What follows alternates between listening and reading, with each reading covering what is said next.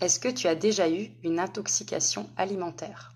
Je te pose cette question parce que il faut que tu saches que l'intoxication alimentaire est l'une des grandes causes de développer ensuite des troubles digestifs et on n'y pense pas forcément. Je vais t'expliquer pourquoi.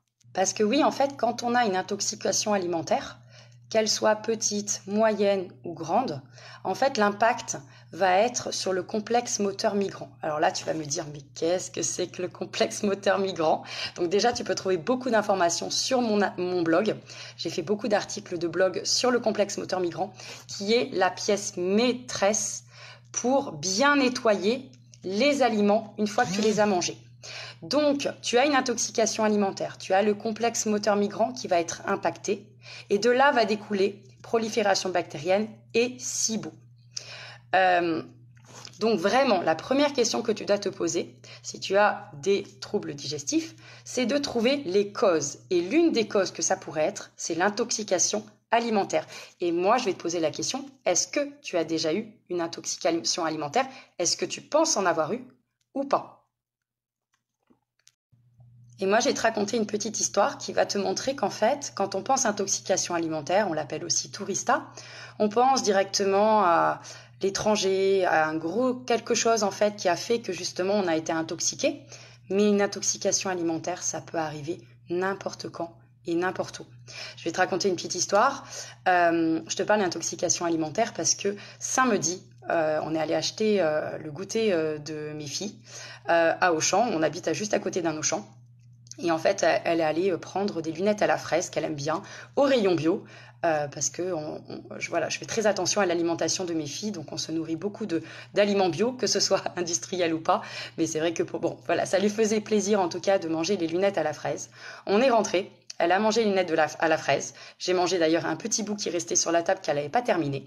Et attention, qu'est-ce qui nous est arrivé après? Eh bien, je vais te raconter juste après.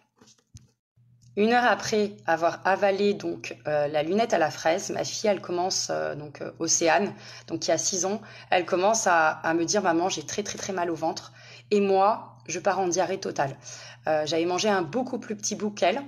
J'ai pas compris ce qui se passait, donc je dis à mon mari est-ce que tu peux aller regarder la boîte de biscuits parce que je pense que c'est ça. Je voyais pas d'autre raison et manque de bol sur la boîte de biscuits, on voit que c'est pourri de 2 mois et demi. C'était pourtant en rayon, on venait de l'acheter.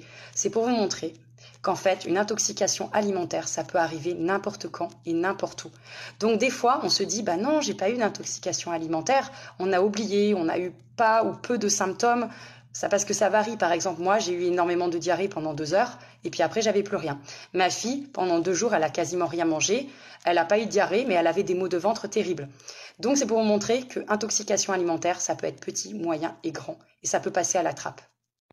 Donc vraiment, en fait, si tu as eu une intoxication alimentaire, ou si tu penses en avoir eu, ou en fait tu te poses la question, si tu as eu une intoxication alimentaire et que tu as aujourd'hui des douleurs digestives, je te conseille vraiment d'aller vers la piste possible d'un SIBO, parce que cette maladie est une maladie en fait qui se développe très facilement, comme je te disais, après une intoxication alimentaire, parce que le complexe moteur migrant a été déréglé suite à ton intoxication alimentaire.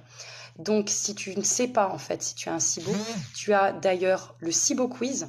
Je te mets le lien juste là, en fait, qui va te permettre, en fait, de savoir, en fait, si tu as possiblement un SIBO.